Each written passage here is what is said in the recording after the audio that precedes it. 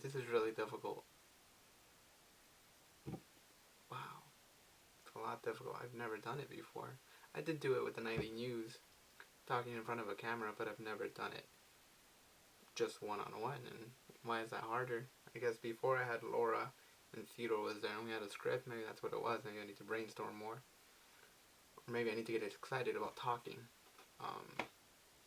Because I think I'm really interesting when I get really passionate about something. But it's really hard to just start talking, like hit the record button and then nothing comes out. It's the end of the summer and I haven't worked on a video for a really long time, and that makes me feel really uncomfortable and I don't like it, and I have to produce something, even if it's like a personal vlog, and I don't know what I'm going to say. I mean, I have an idea what I'm going to say, but I don't know how personal it's going to be, and I don't know if I'm going to do it private, or I don't know if I'm going to like share with friends, and I don't know how I'm going to cut it up, or if I'm going to cut it up at all, or if it's even going to be uploaded. Who the fuck knows, right? So this summer of 2014, I've done nothing but work. I worked like 6 days out of the week. I was doing 40 plus hours every like week, and like thank God, that's what I wanted this summer. But it gets really boring, and then like life just kind of becomes a blur, and you don't remember what you did last week, let alone what you ate that morning, because you're eating at the same place and they're serving the same things, and it gets really monotonous. Yeah, life was becoming a blur, and then something really interesting happened, and I got this girl's phone number. And she was Italian, and she was beautiful, and she really made one part of the summer super incredible, and she didn't really do anything besides be herself. And what happened was, it was on her 21st birthday. It was like a Thursday or it was a Wednesday, and all these Italian people come out, and they're all dressed up. The guys are wearing like suits without the jackets, and girls were wearing like tight dresses. And they're all talking, they're all like making a lot of noise in the lobby. And the girl, I noticed her talking to her friend. She had her back towards me, and her friend standing in front. She had like a clear view of me. Like I noticed it, but I don't think of it just because I'm like very aware. I mean, it's part of the job, being very aware of the surroundings, making sure like nothing happens, nothing bad at least.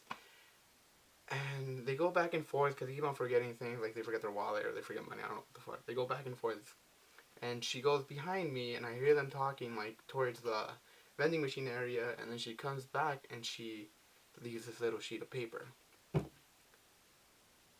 And I begin texting her that night, and we text back and forth.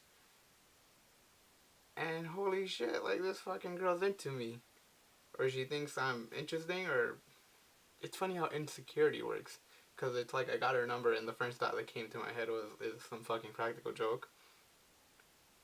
Which is sick, right? Like, why the fuck would I think that? Like, what kind of problems do I have, or what demons do I have to confront in order to like not think that way anymore? She told me. Well, I don't know. Maybe I'm trying to make something bigger, like trying to remember it better than what it actually was. Because I'm trying to think of something really special to say, but nothing's coming to mind. Even though it was a special night, and like, I don't have to prove to you. Like, I know, I remember how I felt. And I hate saying "and." Like, it sounds so like insincere, and like I'm unsure of myself. It's like when you say it like, when you're talking, you say it like, it's like this. It's like you don't know what you're talking about. So, anyways, we drive back. We drive back to the school, and the car heats up, and we park at this like, I don't know. It's like I guess it's a park. We park at a park, and the car's overheating. But I had water in the car because I knew it was giving me problems before. And we let the car cool down, we put in water, and then it took us back to the hill without a problem. We parked, and then I took her back, and we did the whole like kissing on the cheek. And like in Italy, it's normal where you kiss like a person, like the guy kisses the girl like here and then here. But where she's from, which I can't remember anymore, it's 3 kisses, so it's here, here, and then here again. And I mean, I did it a couple of times just because like I fucked up, and it was really embarrassing. But she was cool, and like she let me kiss her multiple times. And that was it. And then I didn't see her ever again. Yeah, we texted every other day, and then like Friday was like the day she left, and I didn't get the chance to see her, which really kind of sucked. But like, fuck it, whatever. Things don't work out sometimes. And yeah, now she's back in Italy. When she was in Italy, we texted a little, and then we Facebook messaged a little, and we ended up with saying, if I'm ever in Italy, like you have to show me around. And if if she ever comes back to America, like, we'll meet up again. And she made my summer really interesting. I mean, there's a lot of things. This summer's gonna be remembered for just constantly working and kind of just being out of touch with like my hometown and my family. Just because I was in my own sad, lonely world of just constantly working. And